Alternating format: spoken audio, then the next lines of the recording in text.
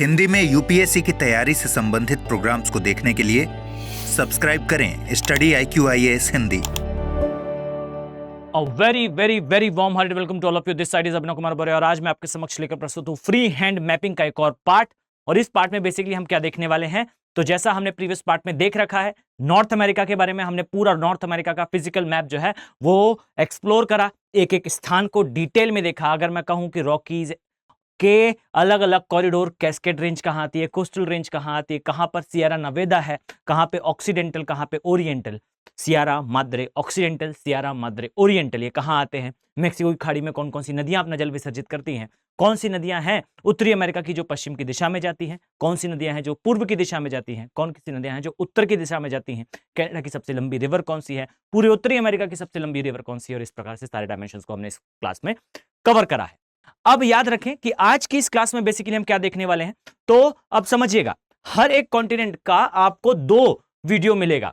मैं जानता हूं इस चीज को भली भांति कि बच्चा एक बार उस कॉन्टिनेंट को एक्सप्लोर कर ले, उसके बाद उसका उसी कॉन्टिनेंट में दोबारा उतना इंटरेस्ट नहीं रह जाता। बट मेरा उद्देश्य कभी भी यह नहीं होगा कि आपको केवल और केवल उतना मटेरियल जितना आप देखना चाहते हैं उतना दिया जाए। याद रखें कि एक परफेक्ट मेंटोर, एक परफेक्ट दिशा दिखाने वाले व्यक्ति की जिम्मेदारी होती है कि एक्चुअली में मैं उस एक स्टूडेंट तक ये कंटेंट पहुंचाऊं जो एक्चुअल में यूपीएससी की तैयारी कर रहा है या फिर किसी एग्जाम की ऐसी तैयारी कर रहा है जिसे वो किल करना चाहता है।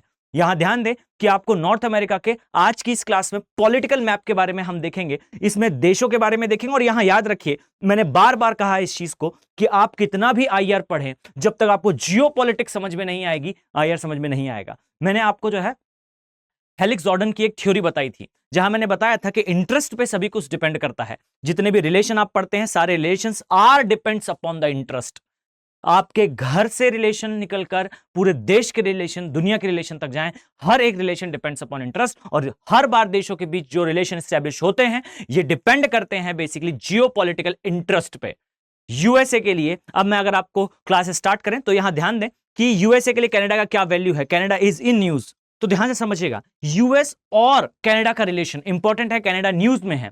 अब इन सारी चीजों को समझने के लिए आपको पूरी जियोपॉलिटिक्स समझनी पड़ेगी, तो हम इसे स्टार्ट करें उसके पहले याद रखिए कि अगर आप इसी डिटेल्ड मैनर में चीजों को समझना चाहते हैं, चीजों को अंडरस्टैंड करना चाहते हैं, तो मैं आप सभी को एडवाइस दूंगा कि आप सभी के पास अपॉर्चुनिटी है 10 अक्टूबर, यानी कि जिस डेट को आप ये वीडियो देख रहे हैं उस डेट पे ये लास्ट दिन है जब आप हमारे P2I बैचेस के साथ जुड़ सकते हैं, अपनी जर्नी को बेटर तरीके से प्ले कर सकते हैं। इमेजिन करें कि लाइव क्लास में आप ऑडियो वीडियो में डाउट पूछेंगे, लाइव क्लास में जो है आप फैकल्टीज के साथ इंटरेक्शन करेंगे, कोई समस्या आती है तो आप अपने मेंटोर से पूछ पाएंगे, आपके पास बेटर कनेक्टिविटी होगी अपने मेंटोर्स के पास, अपने जो है वो गाइड देने वाले लोगों के पास, आपके पास सारा कंटेंट होगा, वन गो आपके पास सारी चीजें होंगी, आप क्लासेस को मल्टीपल टाइम देख पाएंगे। और सोचिए कि ये सब कुछ बेयर मिनिमम कॉस्ट पर है। मैं आप सभी को एडवाइस दूंगा, याद रखिए कि आपके पास सारे ऑप्शंस अवेलेबल हैं। यहां ध्यान से देखें तो कॉस्ट याद रखिए कभी ज्यादा नहीं होता और हमेशा ज्यादा होता है। बस एक चीज याद रखिएगा, द सेट ऑफ प्रायोरिटीज। आप अपनी लाइफ को चेंज करने के लिए the only weapon is education, और अपने एजुकेशन पर करा गया 1 रुपए का भी एक्सपेंडिचर आपको लाइफ में 1000 टाइम्स रिटर्न देगा। मैं आपके साथ दावे के साथ कह सकता हूं कि अगर आप इस बैच में आते हैं तो आपकी जर्नी जो आप अभी जो है गैदरिंग करके, एक चीजों को इकट्ठा करके जो है अपनी जर्नी प्ले करना चाहते हैं, मेरी एडवाइस है अगर आप इस बैच पे आते हैं रिवॉल्यूशनरी चेंज आएगा आपके प्रिपरेशन में, क्रांतिकारी परिवर्तन आएगा। मैं ये दावे के साथ कहता हूं। आपके पास ऑप्शन है 1 ईयर, 2 ईयर, 3 ईयर की वैलिडिटी का, आप किसी भी वैलिडिटी में जा सकते हैं। मैं आपको बताऊं, अगर आपका टारगेट 24 है, 25 है, 26 है, आपके पास सारी वैलिडिटीज आर प्रेजेंट। और याद रखें कि इनके कॉस्ट जो है वो मिनिमम होते हैं, ऐसा नहीं है कि आपको बहुत ज्यादा कॉस्ट पे करने की आवश्यकता है। इनमें आप अपनी वैलिडिटी को एक नॉमिनल कॉस्ट पे चेंज कर सकते हैं। मैं आपको कहूं तो याद रखें कि ये एक बहुत इंपॉर्टेंट अपॉर्चुनिटी है, आप इसे जल्दी से जल्दी ग्रैब करें, जल्दी से जल्दी पार्ट बने, because we are waiting for you to join. और यहां से फिर हम आपके साथ आपकी जर्नी को एक अलग लेवल पर लेकर जाते हैं। क्लियर? आइए हम स्टार्ट करते हैं यहां से क्लास को। तो चलिए देखना स्टार्ट करते हैं। सबसे पहले तो याद रखें कि आपको जो है वो मैप बनाते आना चाहिए। कुछ इस तरीके से हम ड्रॉ करना स्टार्ट करेंगे। ये जो है ये उत्तरी अमेरिका है, याद रखें ये इसके पश्चिमी साइड है। इसी प्रकार से आप आएंगे, कुछ इस तरीके से आपको जो है कैलिफोर्निया वाला पोर्शन यहां पर दिखाई देगा, यहां पर जो है फ्लोरिडा वाला पोर्शन दिखाई देगा। इसी तरीके से आप चलते हुए आएंगे तो याद रखें कि इस स्थान पर जो है आपको हडसन की खाड़ी दिखाई देगी, और मैं मानकर चलता हूं कि आपको यह याद हो चुका है। और याद रखें, मेरी ये एक्सपेक्टेशन है उन सभी स्टूडेंट से जो बेसिकली कंटिन्यू क्लास देख रहे हैं कि आप मेरे साथ इन चीजों को रिपीट करें। और याद रखिए, मैं एक एक कमेंट ध्यान से देखा करता हूं जब आप ये क्लास कर रहे होते हैं। तो मेरी आप सभी से रिक्वेस्ट है, आप सभी से ये जो है वो मेरी एक्सपेक्टेशन है कि आप सभी मेरे साथ इन चीजों को रिपीट करते चलें। क्लियर? ये जो हम ड्रॉ कर रहे हैं, आई थिंक आप सभी को अब पता हो चुका होगा। ये है बेसिकली कैनेडियन शील्ड, और कैनेडियन शील्ड वाला पोर्शन आपको बेहतर तरीके से पता है। तो याद रखें कि ये हमारा बनकर रेडी है बेसिकली उत्तरी अमेरिका। इसमें कहां कौन सा देश आता है हम आगे देखेंगे। चलिए इसमें कुछ द्वीप ड्रॉ करते हैं। आपको यहां पर जो है क्वींस द्वीप, अर्थात मैंने आपको पहले बताया है विक्टोरिया द्वीप दिखाई देंगे, एलिजाबेथ द्वीप दिखाई देगा। यहां पर आपको एक बफिन की खाड़ी भी दिखाई देती है। मेरी एक्सपेक्टेशन है अपने स्टूडेंट से कि आप इन सभी चीजों को मल्टीपल टाइम रिपीट करें। Don't try to skip the video. आप वीडियो को आगे ना बढ़ाएं, इसे रिपीट करें। आई नो अगर आप रिपीट करेंगे, आई परफेक्टली नोज, अगर आपने इसे रिपीट करा तो यह आपके दिमाग में रॉक सॉलिड हो जाएगा, क्रिस्टल क्लियर रहेगा। और जब कभी प्रश्न आएंगे, याद रखिएगा, उस प्रश्नों के उत्तर में आप कभी भी कंफ्यूज नहीं होंगे। ये याद रखिए, एक बार चीज को सुन लेने पर वो याद नहीं होती।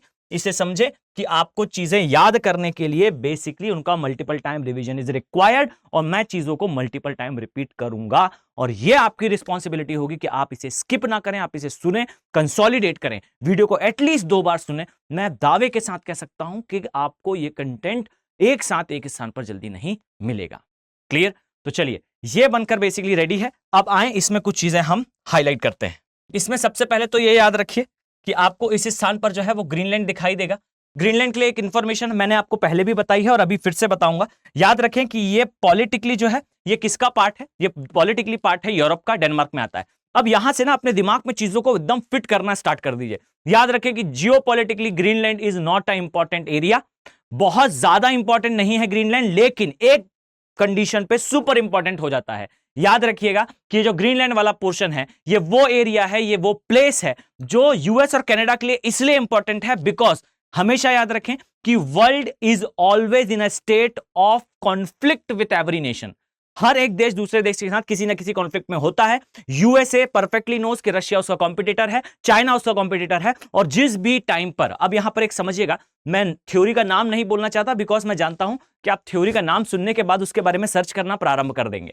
तो यहां बस इतना समझिए कि हर एक देश जो है अपनी एक्सट्रीम कंडीशन के लिए प्रिपरेशन करता है, बिकॉज ये व्यक्ति नहीं है, देश की बात है, और देश हजारों साल चलता है, व्यक्ति केवल 60-70 साल जिएगा। यहां याद रखिए कि जो व्यक्ति है, जो देश है, इनमें डिफरेंस है। अब जहां पर देश की बात आएगी, 1000 साल की स्ट्रेटेजी और हर एक पॉसिबल कंडीशन के बारे में इमेजिनेशन होता है। और याद रखिए इसमें यूएसए मास्टर है। याद रखें कि जो ग्रीनलैंड वाला पार्ट है, ये पार्ट कनाडा और यूएसए के लिए स्ट्रेटेजिकली इसलिए इंपॉर्टेंट है बिकॉज ये वो द्वीप है जिसके बाद से आप देख सकते हैं, इसके बाद आइसलैंड आएगा, इसके बाद जो है ब्रिटेन आएगा, और यहां से यूरोपियन पावर्स का जो है वो गेम स्टार्ट होता है, और यहां पर रशिया एक बड़ा प्लेयर है। और याद रखें कि नेटो नेशंस जो है वो यूएस के अलाइन है, तो ये बेसिकली एक प्ले फील्ड है। इस वर्ड को लिखिएगा कि ग्रीनलैंड के बाद नॉर्वेजियन सी हो या फिर नॉर्थ सी हो, ये नॉर्थ और नॉर्वेजियन सी को कहा जाता है यूएस और रशिया का फ्यूचर का प्लेइंग फील्ड। फाइन, मतलब अगर कभी ये युद्ध लड़ते हैं तो याद रखें कि अभी मैं बताऊंगा, एक पैसिफिक ओशन के आसपास लड़ेंगे और एक नॉर्वेजियन और नॉर्थ सी के आसपास लड़ेंगे। और यह भी याद रखिएगा कि एक पॉलिटिकल थिंकर थे, उन्होंने लिखा था कि इस स्थान पर कभी यूएस का नेवल कमांड उतरकर रशिया काउंटर नहीं करेगा, यहां यूरोपियंस पावर आपस में लड़कर समाप्त होंगे। क्लियर? तो ग्रेवयार्ड होगा फ्यूचर का, होगा नहीं होगा it's a different thing, but ये याद रखें कि ये वाला जो पार्ट है ये यूएसए के लिए इसलिए इंपॉर्टेंट है बिकॉज ग्रीनलैंड पर अगर शांति रहती है तो यूएसए इसका बेटर यूटिलाइजेशन फ्यूचर में कर पाएगा इन केस ऑफ नॉर्वेजियन सी और नॉर्थ सी में कोई कॉन्फ्लिक्ट होता है, क्योंकि रशिया यहीं से जो है टाइगर के टाइप बाहर निकलेगा। क्लियर? चलिए, तो ये एक जियोपॉलिटिकल एंगल, आप लोग इसे लिखेंगे और याद रखें ये आपने लिखा अपने आंसर में, आपका कॉपी चेक करने वाला डेफिनेटली आपको एक्स्ट्रा मार्क्स देगा। क्लियर?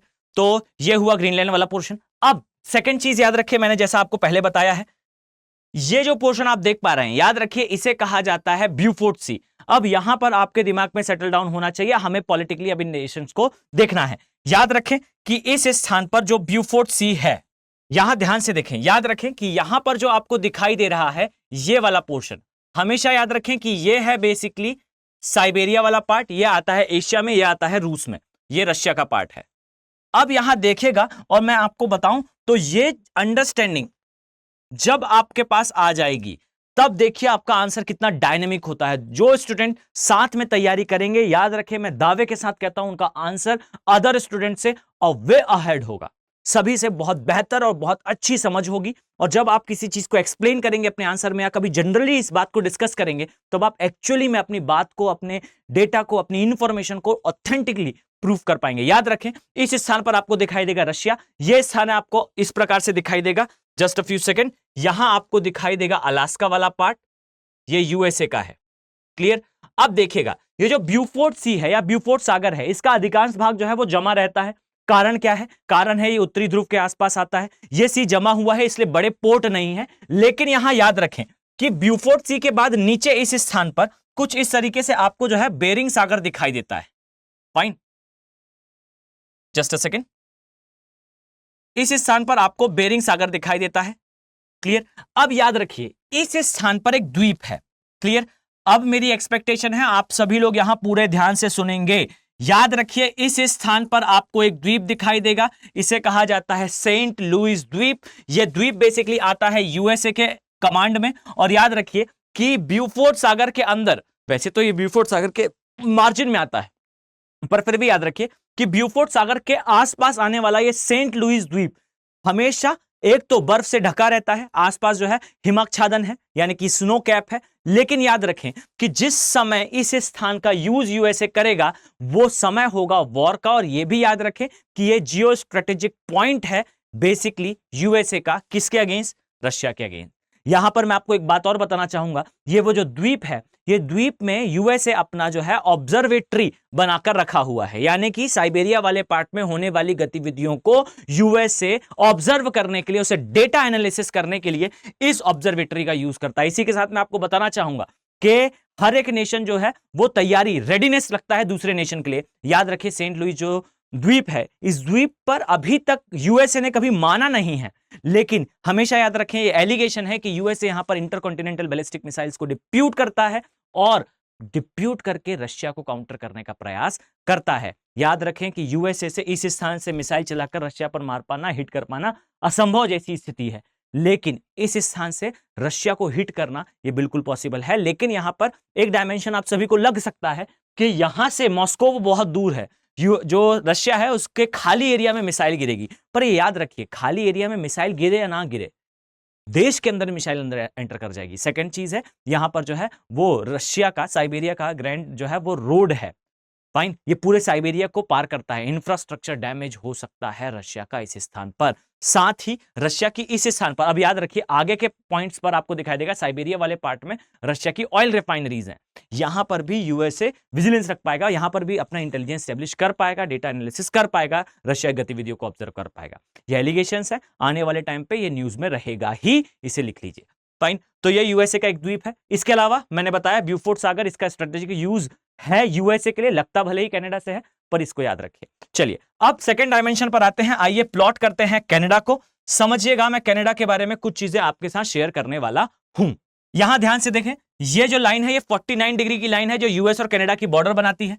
इसके पश्चात आप आएंगे तो इस स्थान पर जो है आपको 5 झीलें दिखाई देंगी। जस्ट अ फ्यू सेकेंड, याद रखें इस स्थान पर आपको 5 झीलें कुछ इस तरीके से दिखाई देंगी।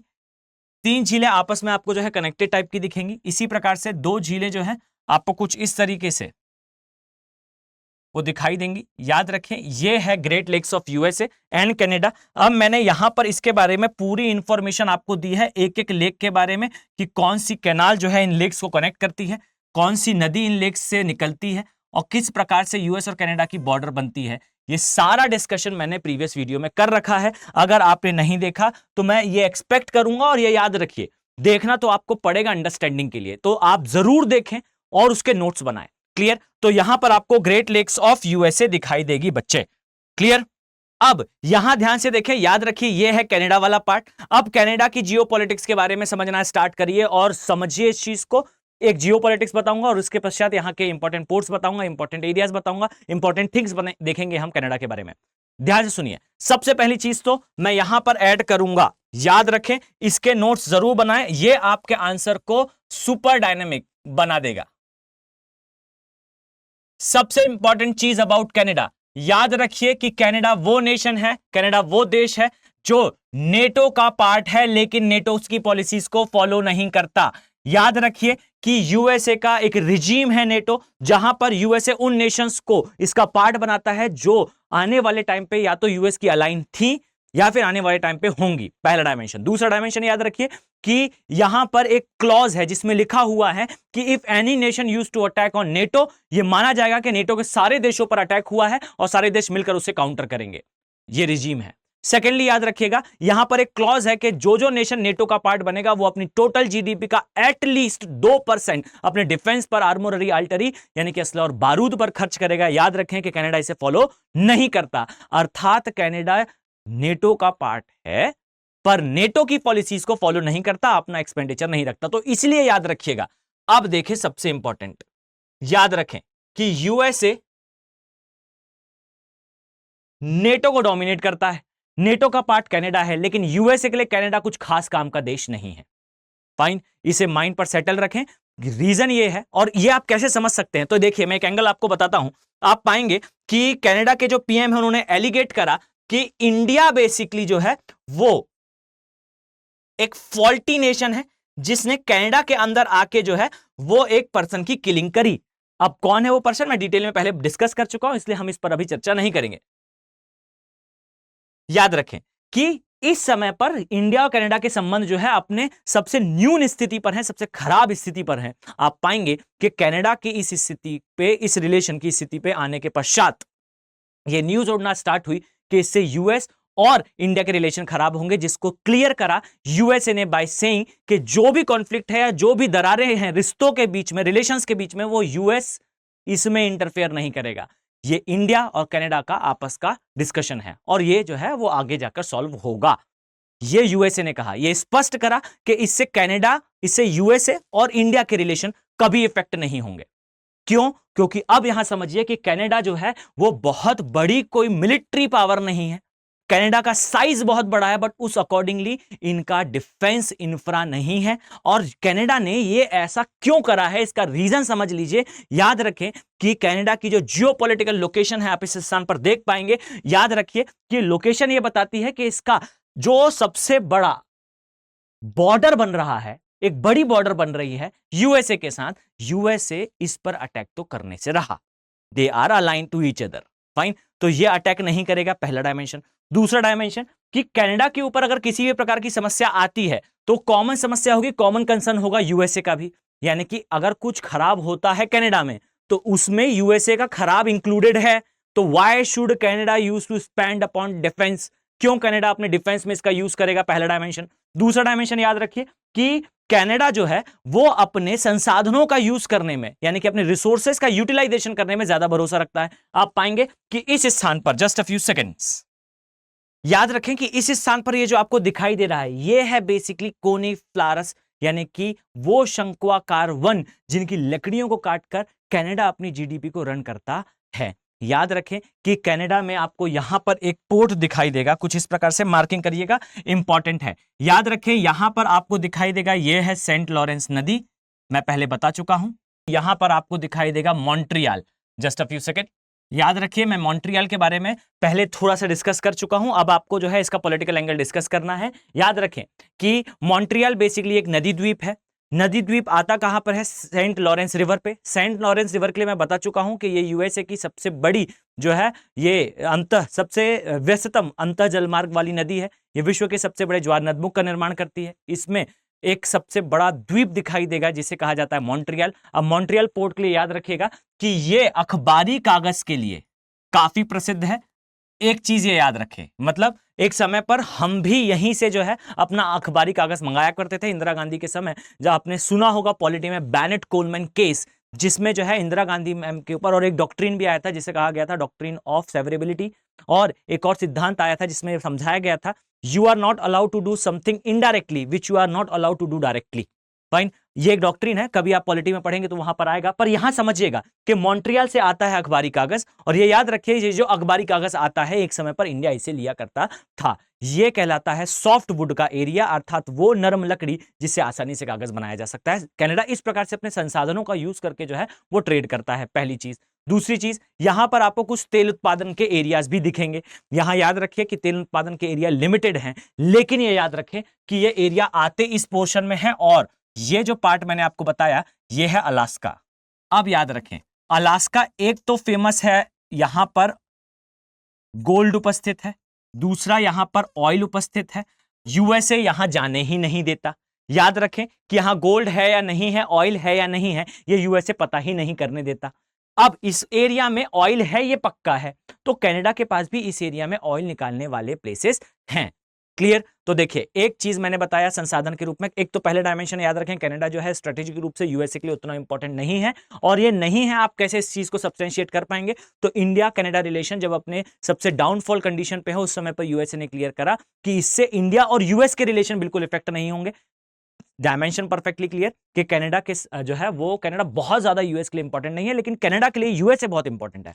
फर्स्ट चीज। सेकंड चीज, कनाडा वो नेशन है जो अपने रिसोर्सेज पर ज्यादा बेस्ड है, अर्थात एक तो आपको यहां से दिखाई देगा कि सॉफ्ट वुड को एक्सपोर्ट करा करता है। सेकंडली याद रखें कि इसके इस वाले पार्ट में आपको ऑयल दिखाई देगा। थर्डली ये याद रखें कि ये ऑयल बेसिकली इसका हॉटस्पॉट क्या है? अलास्का है। अलास्का गोल्ड और ऑयल दोनों के लिए इंपॉर्टेंट है, और यहां मैं आपको पहले भी बता चुका हूं कि ये कहा जाता है, यूएसए जाने नहीं देता, ये कहा जाता है कि इस स्थान पर पॉली, इस वर्ड को लिखिएगा प्लीज, पॉली मेटेलिक नोड्यूल्स हैं, यानी कि वो ऐसे बड़े हॉटस्पॉट जिसके अंदर जमीन में नीचे आपको दिखाई देगी बहुत सारी धातुएं, बहुत सारी कीमती चीजें, और यहां पर कहा जाता है यहां गोल्ड का पॉलीमेटेलिक नोड्यूल है। क्लियर? अब कहां तक सही है ये तब पता चलेगा जब रिसर्च होंगी, और रिसर्च फिलहाल हो नहीं रही।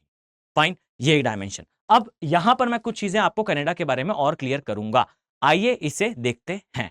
चलिए तो देखना स्टार्ट करते हैं, लेकिन उसके पहले मैं इन सारी चीजों को पहले मेंशन कर दूं जिससे आपको चीजों को समझने में ज्यादा समय ना लगे। चलिए इसे लिखते हैं।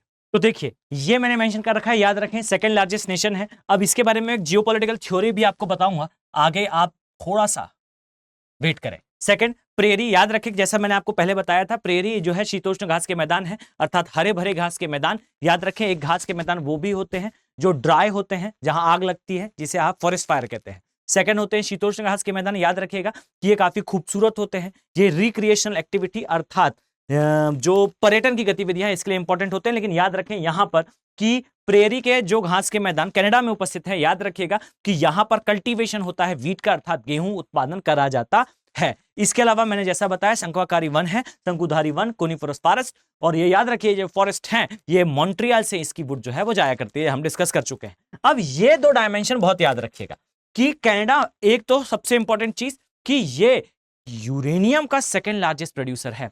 अब यहां याद रखें कि यूरेनियम सभी देशों के लिए महत्वपूर्ण है, चाहे वो इंडिया हो, चाहे वो कनाडा हो, चाहे वो यूएसए हो। क्यों? तो एक चीज तो ये आपको लग सकती है कि यूरेनियम इसीलिए इंपॉर्टेंट है बिकॉज यूरेनियम से बम बन सकता है। याद रखें बम बनाने के लिए यूरेनियम अगर किसी देश को चाहिए होगा, वो आसानी से उतना यूरेनियम कहीं से भी निकाल लेगा। इस चीज को समझें कि अगर किसी देश को बॉम्ब बनाना है, यही मैं कहना चाहता हूं आपसे कि बच्चे को जब अंडरस्टैंडिंग होती है ना एक्चुअल सब्जेक्ट की, तो उसके आंसर में दिख जाता है। यूरेनियम होने पर आपको मान लीजिए प्रश्न आता है और आप वहां एक चाइल्डिश आंसर लिखते हैं, डायमेंशन लिखते हैं कि इससे बम बन सकता है। याद रखें किसी देश को अगर यूरेनियम से बम बनाना है तो उसे यूरेनियम की जरूरत नहीं, टेक्नोलॉजी की जरूरत है। उतना यूरेनियम तो वो कहीं से भी ले आएगा।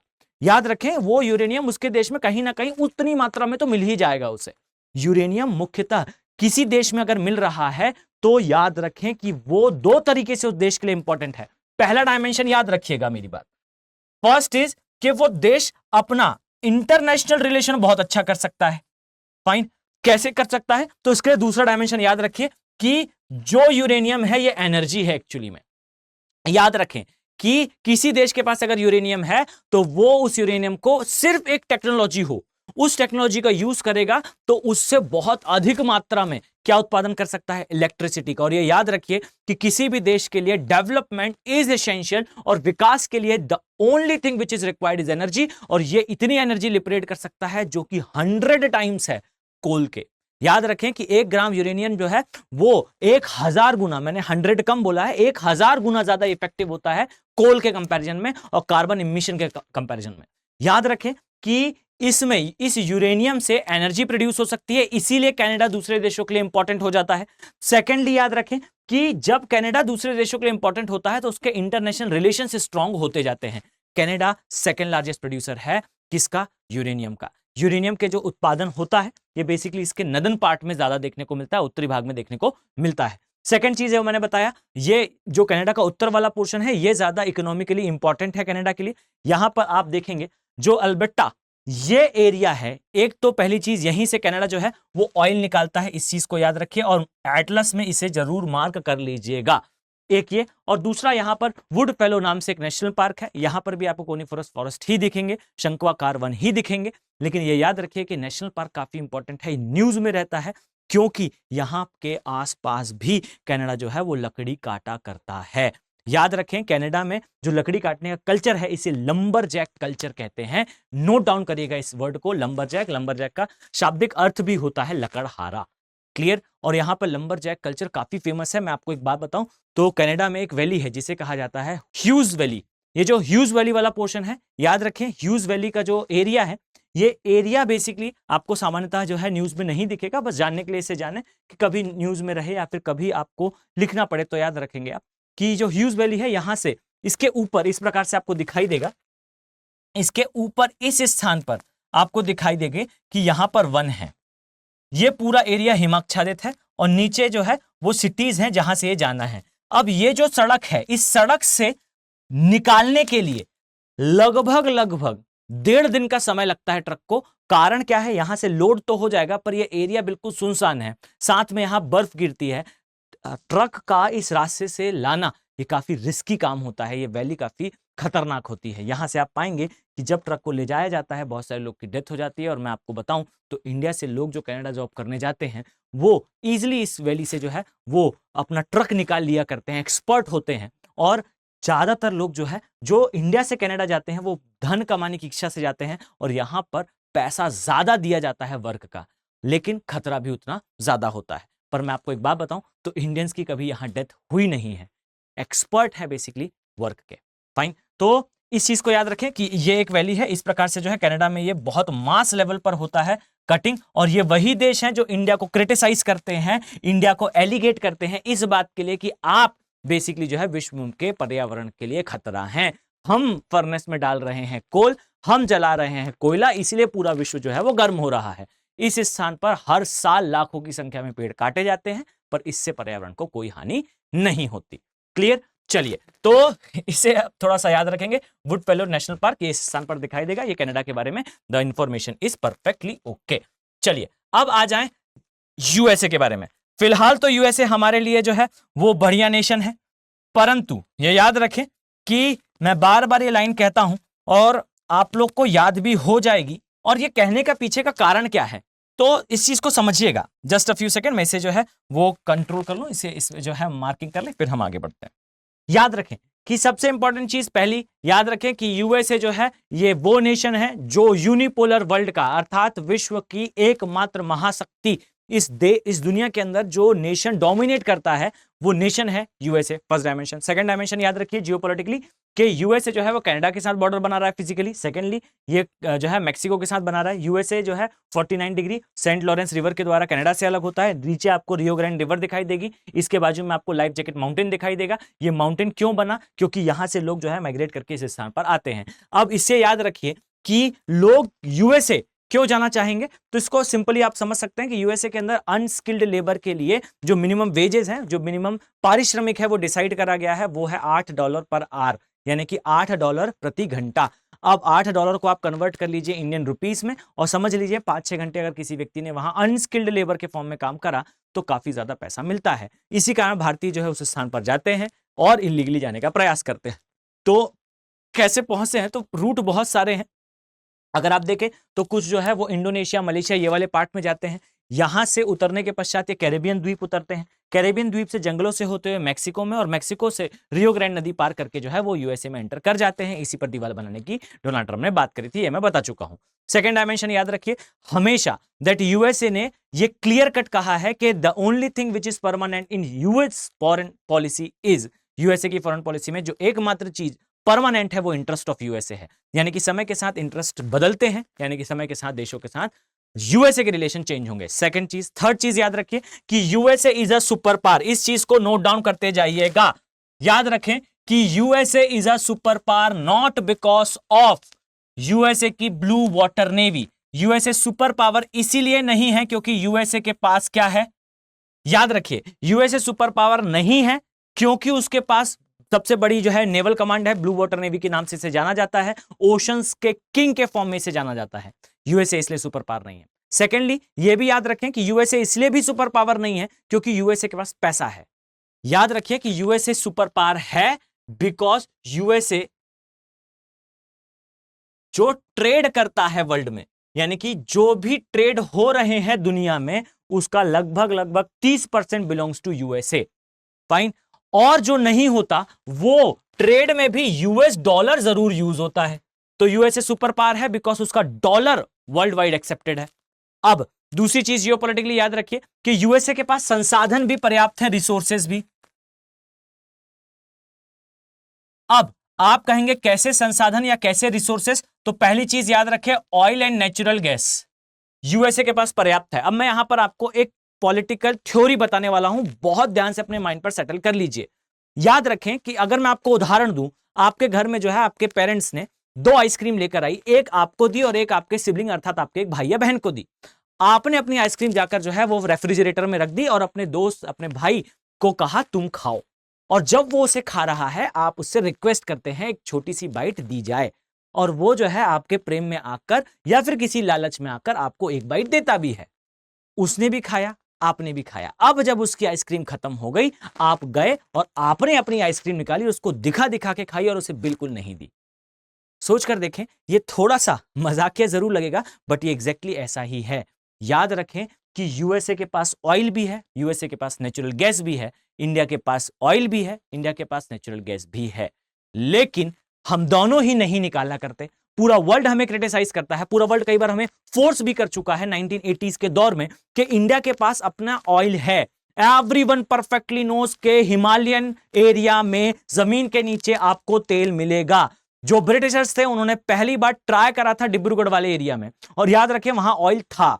सबको पता है हिमालय के नीचे ऑयल है। इंडिया सिर्फ इतना कहता है कि मेरे पास टेक्नोलॉजी नहीं है, मैं इतने ठंडे क्षेत्र से इतनी गहराई से तेल नहीं निकाल सकता। पूरा वर्ल्ड इंडिया को यह कहता है कि डियर ध्यान से देखो, तुम्हारी ही एक कंपनी रशिया के अंदर जाके साइबेरिया से तेल निकाल सकती है, और वो अपने ही देश के अंदर अपने ही एरिया से कैसे तेल नहीं निकाल सकती। इस पे इंडिया का स्टैंड ये होता है कि चलिए मान लिया जाए कि भारत के पास ऑयल है और भारत नहीं निकाल रहा, तो पहले विश्व को यह करना चाहिए कि यूएसए को फोर्स करें और यूएसए जाए अपने साइबेरिया वाले पार्ट से तेल निकाले, अपने अलास्का वाले पार्ट से माफ कीजिएगा तेल निकाले। अगर अलास्का से यूएसए तेल निकालना स्टार्ट करता है और अपनी डिमांड फुलफिल करता है तो इंडिया भी अपनी डिमांड फुलफिल करेगा, और यहां पे वर्ल्ड साइलेंट हो जाता है। याद रखें कि ये चाहे यूएसए हो या इंडिया हो, हम दोनों ही नेशंस का ये स्टैंड होता है कि अपने रिसोर्सेस को बचाकर रखो। तब तक जब तक तुम्हारे पास पैसा है आप रिसोर्सेस खरीद सकते हैं। जब तक आप रिसोर्सेस खरीद सकते हैं आप दूसरे को पैसा दीजिए, उससे रिसोर्स लीजिए, अपना नेशन चलाइए। याद रखें कि जिस समय रिसोर्सेस समाप्त हो जाएंगे उस समय आप रिसोर्सेस को खरीद भी नहीं पाएंगे क्योंकि वो समाप्त हो चुके हैं, एग्जॉस्ट हो चुके हैं। लेकिन देश तो चलाना है। याद रखिए कि आपके पास जो संसाधन हैं उसे मिनिमम यूज करें, दूसरे के संसाधन खरीद कर अपना देश चलाते रहे। एक दिन आएगा जब उसके खत्म हो जाएंगे, पूरे विश्व के खत्म हो जाएंगे, तब भी तुम्हारे देश के पास होंगे। फाइन। याद रखिए कि यूएस की पॉलिसी है, यही इंडिया की पॉलिसी है, अलास्का वाले पार्ट में मिलता है नेचुरल गैस के फॉर्म में। मैं पहले भी बता चुका हूं, इस चीज को याद रखिए। अगर मैं आपसे कहता हूं जीवाश्म ईंधन है, तो ये किसका जीवाश्म है? एक वनस्पति हुआ करती थी कार्बोनिक पेरस्काल में जिसे कहा जाता था ग्लोसॉप्टेरस। ग्लोसॉप्टेरस वनस्पति जो है लगभग 600 फीट तक जाती थी, कई जगह मीटर भी लिखते हैं। फाइन, इसकी बहुत ज्यादा हाइट थी, बहुत ज्यादा डेंसिटी थी। अचानक कार्बोनिफेरस के बाद पर्मियन काल में वनस्पति जमीन के अंदर चली गई। दब जाने के कारण इसका डिकम्पोजिशन हुआ, अर्थात ये अपघटित हुई, और अवायवीय अपघटन, anaerobic decomposition of vegetation, this causes the establishment of coal, ये बना कोयला। अब याद रखें, पेड़ जो था बड़ा सा वो जमीन के अंदर चला गया, जमीन के अंदर गया, अब वो कोयला बनेगा अगर जमीन के ऊपर कुछ नहीं है, सिर्फ हवा है। यानी कि जमीन के अंदर कोयला, जमीन के अंदर जो है ट्री, उसके ऊपर जमीन और हवा, फाइन, ओपन एयर जहां आप रह रहे हैं। अगर ऐसा हो तो वो बनेगा क्या? कोयला। और याद रखिए कि अगर उस जमीन के ऊपर कोई सागर आ गया, अर्थात खारा पानी आ गया, तो रट लीजिए इसको कि वहां पर क्या बनेगा? वहां पर तेल बनेगा। जो वनस्पति है यह अपघटित होने के बाद तेल में बदलेगी। और यह भी याद रखिए कि अगर उसके ऊपर ताजा पानी है तो फिर वो वनस्पति जो है वो नेचुरल गैस में परिवर्तित होगी। तो याद रखिए कि यूएसए के पास विश्व के सबसे बड़े ताजे पानी के भंडार हैं, नेचुरल गैस है। क्लियर? तो आपको यहां पर ऑयल भी मिलेगा, नेचुरल गैस भी मिलेगी संसाधन के फॉर्म में। इसे कहा जाता है नो फर्स्ट यूज पॉलिसी। सामान्यतः इसे यूज करा जाता है इंडिया के न्यूक्लियर बॉम्ब के लिए।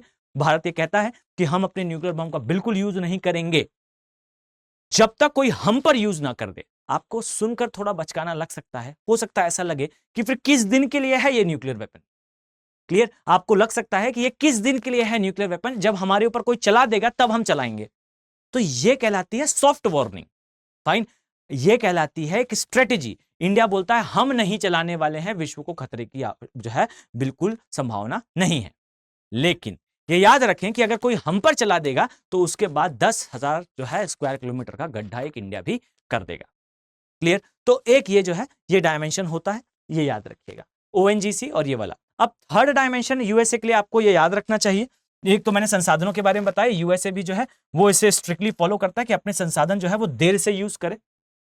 इसके अलावा ये डायमेंशन भी आपको यूएसए के लिए जानना चाहिए।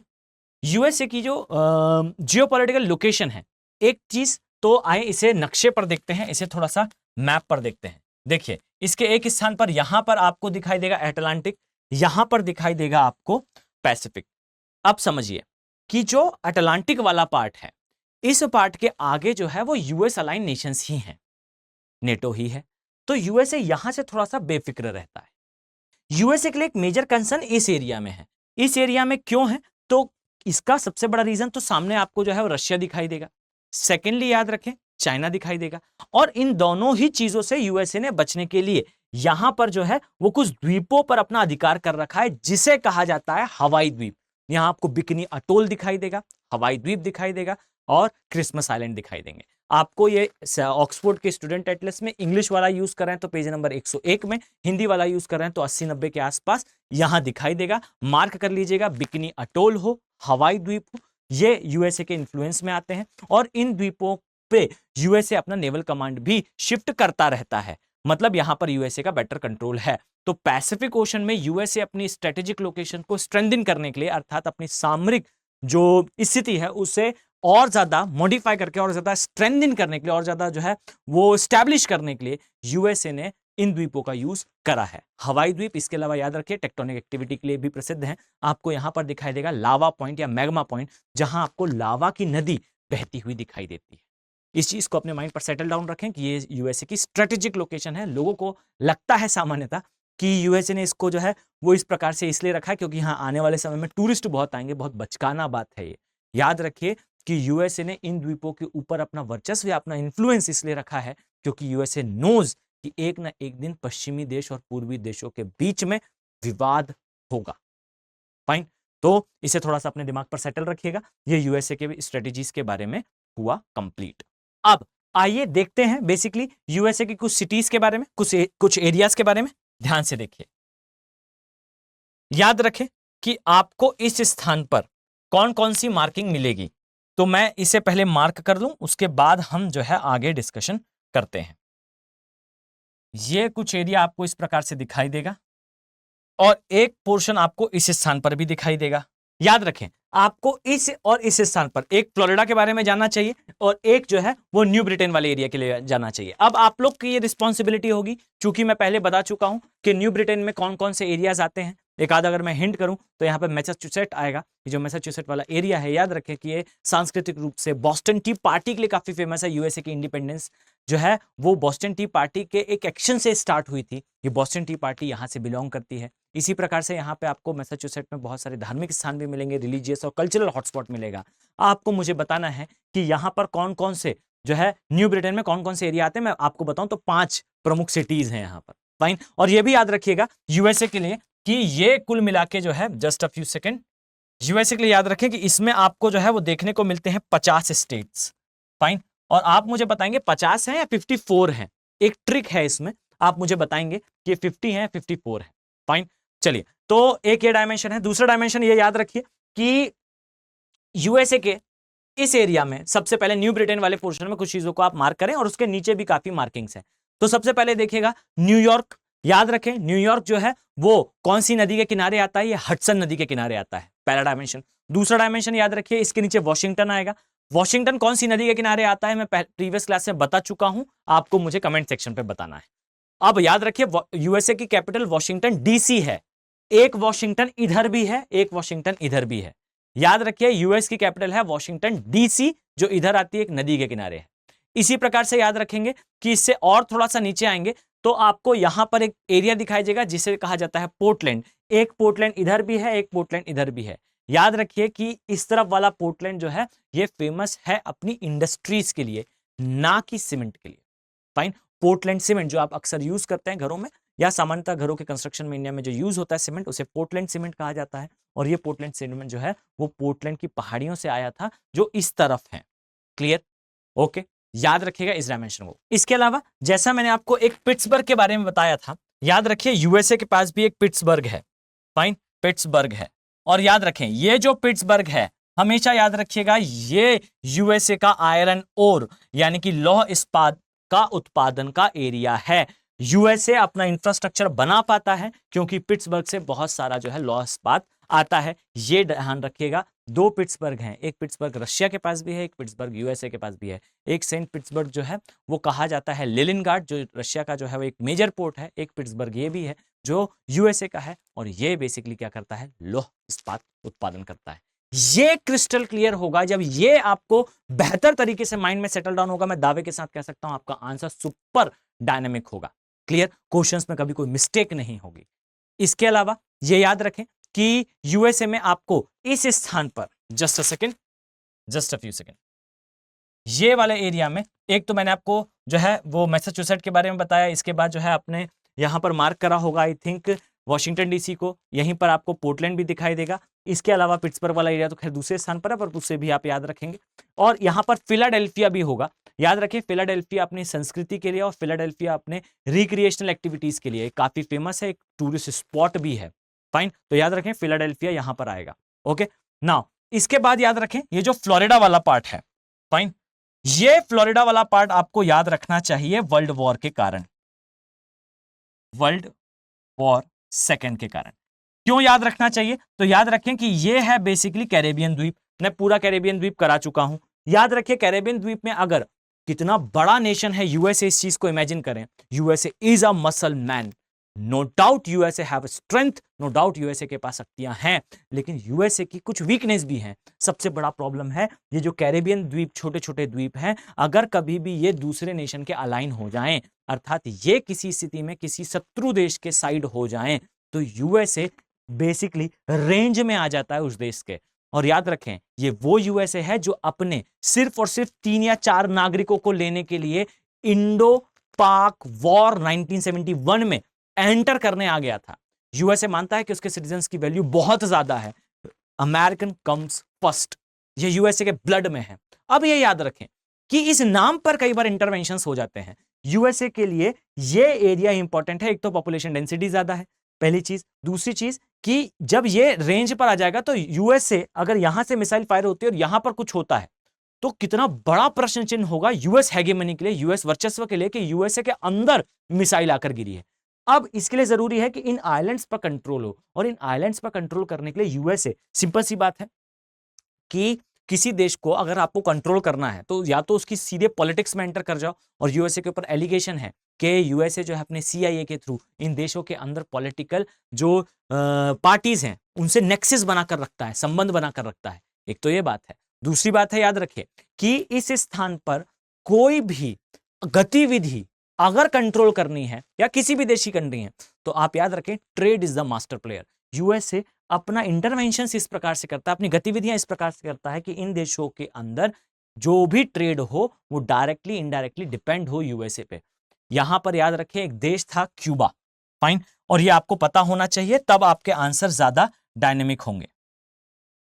यहां पर याद रखिए एक है क्यूबा, और क्यूबा के लिए याद रखिएगा कि क्यूबा वर्ल्ड वॉर सेकंड के समय, वैसे वर्ल्ड वॉर सेकंड तो एग्जैक्टली नहीं है बट फिर भी एक समय पर जो है वो क्यूबा अलाइन नेशन था यूएसएसआर का, यानी कि आज के समय रशिया का, और रशिया ने यहीं पर जो है अपनी मिसाइल्स लगा दी थी। इंटरकॉन्टिनेंटल बैलिस्टिक मिसाइल से जो फ्लोरिडा था वो मिसाइल रेंज पे आ चुका था, किसके? यूएसए के, माफ कीजिएगा रशिया के। और ये जो रशिया के मिसाइल रेंज में आना था ये यूएसए के लिए कितनी बड़ी प्रॉब्लम था कि यूएसए ने पूरा मिथ बना दिया था बरमूडा ट्रायंगल का कि यहां पर भूतिया जगह है या फिर यहां पर एलियंस आते हैं या फिर यहां पर कोई और ऐसी गतिविधि होती है। कारण क्या था? कारण सिर्फ ये था कि क्यूबा के अंदर ट्रेड को कंट्रोल करना था, और आज भी इन देशों का जो ट्रेड है वो डायरेक्टली इनडायरेक्टली जो है वो यूएसए के वर्चस्व में, यूएसए के हेगेमनी में ही चलता है। फाइन, तो एक डायमेंशन ये याद रखिए। इसके अलावा आपको याद रखना चाहिए मेरे अकॉर्डिंगली फ्लोरिडा, माफ कीजिएगा कैलिफोर्निया के बारे में। अब कैलिफोर्निया के लिए मैं पहले बता चुका हूं आपको, तो आई थिंक मेरी ये एक्सपेक्टेशन कि आप लोग इसे याद रखे होंगे, ये रखना उचित है। यहां पर लोअर कैलिफोर्निया दिखाई देगा, याद रखिए जो लोअर कैलिफोर्निया है ये कैलिफोर्निया का कैपिटल लापाज है, जो बोलिविया का भी कैपिटल है, लेकिन बोलिविया के कैपिटल अलग है, ये अलग है। बस इतना याद रखिएगा लोअर कैलिफोर्निया का है। कैलिफोर्निया किस किस के लिए फेमस है? एक तो है डेथ वैली, ये डेथ वैली जो है ये कैलिफोर्निया वाले पार्ट में आती है, ये एक समय पर विश्व का सबसे गर्म स्थान हुआ करता था। दूसरी चीज यहां पर आपको जो है वो कैलिफोर्निया का मरुस्थल दिखाई देगा। तीसरी चीज याद रखें कि इस स्थान पर आपको जो है वो सैन फ्रांसिस्को और लॉस एंजलिस दिखाई देंगे। अब आप मुझे बताएंगे ये दोनों सिटीज किसके लिए फेमस है। आ जाइए, अब यहां पर मैं कुछ चीजें और आपको लास्टली बताना चाहता हूं और इसके पश्चात हम अलविदा लेंगे। याद रखें इस प्रकार से आपको अगर मैं कहूं तो ये दिखाई देगा यूएसए, इस प्रकार से आपको ये दिखाई देगा कनाडा, और ये स्थान पर आपको जो है वो दिखाई देगा एक प्लेस। अब मार्क करिए इस चीज को बहुत ध्यान से, याद रखें लास्ट बट सुपर इंपॉर्टेंट, याद रखिए इस स्थान पर आपको एक ठंडी जलधारा दिखाई देती है। कौन सी जलधारा है? तो याद रखिए इसे बेसिकली कहा जाता है अलास्का की धारा। फाइन, याद रखिए अलास्का की जलधारा है, ये ठंडी जलधारा है अर्थात कोल्ड वाटर करंट है। ओके, अब इसके बाद सेकेंडली याद रखिए कि ऊपर से एक जलधारा आती है, आपको याद रखना है ये जलधारा है कौन सी? इसे कहा जाता है लैब्राडोर की जलधारा। क्यों कहा जाता है? जस्ट अ सेकेंड, ये जलधारा है बेसिकली ठंडी अर्थात कोल्ड, और ये जलधारा इस प्रकार से नीचे नहीं आ रही होती वास्तविकता में। याद रखें अगर मैं आपको सही सही बताऊं तो ये जलधारा जो है वो कुछ इस तरीके से जा रही होती है इस स्थान से, क्लियर। और इसी तरीके से याद रखें आती है एक दूसरी जलधारा जिसे बेसिकली कहा जाता है गर्म जलधारा, और विश्व की सबसे जो है इंपॉर्टेंट गर्म जलधाराओं में से एक है, इसे कहा जाता है गल्फ स्ट्रीम। और याद रखें ये जो गल्फ स्ट्रीम है और ये जो लैब्राडोर की जलधाराएं हैं, जब ये एक स्थान पर मिलती हैं तो हमेशा याद रखिएगा उस स्थान पर बनता है फिशरी हॉटस्पॉट, अर्थात उस स्थान पर आपको दिखाई देगा मछलियों का हॉटस्पॉट। और ये याद रखिए ये जो फिशरी हॉटस्पॉट है, इस फिशरी हॉटस्पॉट में जस्ट अ सेकेंड, फाइन, अर्थात ये मत्स्य केंद्र है। अब इसको बहुत ध्यान से समझ लीजिएगा, देखें इस स्थान पर जल्दी जल्दी मार्किंग करें। याद रखें इस स्थान पर आपको दिखाई देगा एक प्लेस जिसे कहा जाता है लैब्राडोर का प्रायद्वीप। यहां पर याद रखें आपको जो है एक प्लेस दिखाई देगा, इसे कहा जाता है न्यू फाउंडलैंड। याद रखें ये न्यू फाउंडलैंड कनाडा का ही नहीं विश्व का सबसे बड़ा फिशरी हॉटस्पॉट है, अर्थात यहां पर जो है वो मछलियों को पकड़ा जाता है। यहां पर बहुत सारी मछलियां मिलती हैं। याद रखें चाहे क्वाड हो चाहे बड़े साइज की मैमल फिश हो, यानी कि मछलियों की बड़ी प्रजातियां छोटी प्रजातियां सब यहां दिखेंगी। सेकेंडली याद रखिएगा इसी के नीचे ये कौन सा पोर्शन मैंने बताया, ये बताया न्यू फाउंडलैंड जो फिशरी हॉटस्पॉट है। इसके नीचे आएंगे तो याद रखिए यहां पर आपको दिखाई देगा एक और प्लेस मार्क करिएगा, इसे कहा जाता है नोवा सिकोटिया। और याद रखिए नोवा सिकोटिया में आपको एक पोर्ट दिखेगा जिसका नाम है हैलिफैक्स। हैलिफैक्स पोर्ट को बेसिकली कहा जाता है कि ये मछलियों को एक्सपोर्ट करने का कनाडा का सबसे इंपॉर्टेंट पोर्ट है, यानी कि मछली पोर्ट कहा जाता है, मत्स्य पोर्ट कहा जाता है हैलिफैक्स को। हैलिफैक्स आता है नोवा सिकोटिया में। नोवा सिकोटिया के ऊपर न्यू फाउंडलैंड है। न्यू फाउंडलैंड में जो है गर्म और ठंडी जलधाराएं मिलती हैं। याद रखिएगा जिस स्थान पर गर्म और ठंडी जलधाराएं मिलती हैं उस स्थान पर फिशरी हॉटस्पॉट होता है, वहां मछलियां ज्यादा होती हैं। कारण क्या है, तो याद रखें कि जो ध्रुवों से आने वाला ताजा पानी है उसके अंदर फाइटोप्लैंक्टन्स होते हैं। नोट डाउन करिएगा इस चीज को, इसे कहा जाता है फाइटोप्लैंक्टन्स। ये फाइटोप्लैंक्टन्स उत्तर की दिशा से नीचे की तरफ आते हैं। नीचे की तरफ गर्म पानी होता है, ये दोनों जब मिलते हैं तो गर्म पानी के अंदर जो मछलियां होती हैं उनको भोजन मिलता है और इसलिए वो उस ओर आकर्षित होती हैं, लेकिन एकदम ताजे पानी की तरफ नहीं जा सकती। क्यों? क्योंकि वो हैं खारे पानी की। तो जहां ये मिलते हैं वहां पर फिशेज ज्यादा होंगी। आप समझिएगा और इस चीज को सेटल डाउन करिएगा, जहां पर फिशेज ज्यादा होंगी वहां पकड़ने के लिए कौन जाएंगे? मछुआरे। और जब मछुआरे जाएंगे तो समझिए टेम्परेचर इन्वर्जन, तापमान का व्युत्क्रम होता है इस स्थान पर। गर्म और ठंडी जलधाराएं जब मिलती है तो वहां धुंध बनती है, कोहरा बनता है और कोहरा बनने के कारण विजिबिलिटी कम हो जाती है। याद रखिए कि इस प्रकार से कुछ आती है एक जलधारा जिसे कहा जाता है लैब्राडोर। नीचे से याद रखें, जस्ट अ फ्यू सेकंड, याद रखें इस प्रकार से आती है गर्म जलधारा और जिस स्थान पर मिलती है, याद रखिए इस स्थान पर, जस्ट अ सेकंड, याद रखिए इस स्थान पर फिशरी हॉटस्पॉट है। अब देखिएगा ये जो जलधारा आ रही है, आ कहां से रही है? ये आ रही है from North Pole. North Pole से आने पर ये अपने साथ लेकर आती है, याद रखें आपको टाइटैनिक का जो है वो दृश्य याद आ रहा होगा और ये हुआ भी यही था। याद रखें ये बड़े बड़े जो आइस के पहाड़ होते हैं उसे लेकर आते हैं। और यहां नोट डाउन करिएगा कि अगर कोई चीज पानी के ऊपर आपको दिखाई दे रही है इतनी, तो उससे 9 गुना जो है वो जमीन के अंदर होती है। फाइन। और याद रखें ये जो आइसबर्ग होते हैं ये बर्फ के पहाड़ होते हैं और ये पहाड़ जो है वो पानी में तैरकर जो जलधारा है उसके साथ आ जाते हैं। और यही इस प्रकार का एक आइसबर्ग, इस प्रकार का एक बर्फ का पहाड़ एक समय पर लैब्राडोर करंट के साथ आया और ये आया किस स्थान पर? इसी हॉटस्पॉट पर। अब समझिएगा यहीं से आपको गुजरती हुई दिखाई देगी क्या? Gulf stream. गल्फ स्ट्रीम के सहारे चलते हुए आ रहा था टाइटैनिक नाम का शिप और ये शिप चलते हुए आया, इस एरिया में पहुंचा। इस एरिया में चूंकि टेम्परेचर इन्वर्जन होता है अर्थात तापमान का व्युत्क्रम होता है, यहां पर धुंध और कोहरे का फॉर्मेशन होता है। याद रखिए इसी कोहरे और के कारण जो है विजिबिलिटी कम हो जाती है। आइसबर्ग आ रहा था, यहां से टाइटैनिक आ रहा था। आइसबर्ग और टाइटैनिक इनकी टक्कर हुई।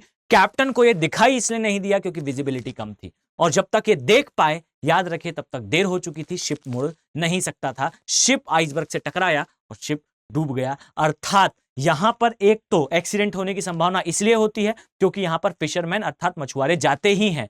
दूसरी इसलिए होती है क्योंकि यहां पर विजिबिलिटी कम होती है। और एक दुर्घटना हुई भी थी टाइटैनिक के नाम से, याद रखिए ये हुआ था लैब्राडोर और गल्फ स्ट्रीम के जंक्शन पे। लैब्राडोर के सहारे आ रहा था टाइटैनिक और आ रहा था गल्फ स्ट्रीम के सहारे आ रहा था टाइटैनिक और लैब्राडोर के सहारे आ रहा था आइसबर्ग। लिख दिया अगर आपने। 24 कैरेट गोल्ड होगा आपका आंसर, सुपर डायनेमिक होगा। किस प्रकार से यूज करना है ये आपको जो है वो डिसाइड करना होगा, लेकिन ये है बहुत इंपॉर्टेंट चीज। अभी कुछ लोग टाइटैनिक का जो है वो मलबा देखने गए थे, वहां एक एक्सीडेंट भी हुआ था, न्यूज में रहा था ये टॉपिक। याद रखिए कि ये सुपर इंपॉर्टेंट है। मैं नाम फिर से रिपीट कर दूं, Newfoundland, Nova Scotia, Halifax, fishery hotspot, Canada, Labrador, Gulf Stream का जंक्शन, टेम्परेचर इन्वर्जन, वहां पर जो है धुंध का निर्माण, धुंध के निर्माण से एक्सीडेंट की संभावना। टाइटैनिक का एक्सीडेंट, आया था आइसबर्ग, आया था लैब्राडोर, आया था ship from gulf stream. Fine. इसी प्रकार से आपको दो यहां पर विवादित क्षेत्र, दो जो है चीजें दिखेंगी। एक तो यहां पर ओशन एक्सीडेंट है, एक ये डायमेंशन, नीचे यहां पर आपको बर्मुडा ट्रायंगल, ये डायमेंशन। लिख दीजिए इसको, आपका आंसर सुपर डायनेमिक होगा। आई थिंक आपके लिए ये सीरीज इंपॉर्टेंट है। आई थिंक आपके लिए काफी जो है वैल्यूफुल सीरीज रही होगी। मैं मानकर चलता हूं कि आप इसके नोट्स बना रहे हैं। मेरी ये एक्सपेक्टेशन है बच्चों आपसे कि देखिए अगर हम इसमें मेहनत कर रहे हैं या फिर हमारी टीम इस पर वर्क कर रही है, मैं भी इस पर थोड़ा वर्क कर रहा हूं, तो हमारी सिर्फ इतनी एक्सपेक्टेशन है कि आप एटलीस्ट एक ग्रुप तक, कुछ लोगों तक इसे पहुंचाएं। हमारा जो है अगर थोड़ा रीच बढ़ता है, मैं आपको दावे के साथ कहता हूं वो कंटेंट जो किसी और के पास नहीं होगा वो आपके पास पहुंचेगा, वो हिंदी मीडियम के स्टूडेंट्स के पास पहुंचेगा। मेरा दावा है कि आपके सिलेक्शन में ये जरूर हेल्प करेगा।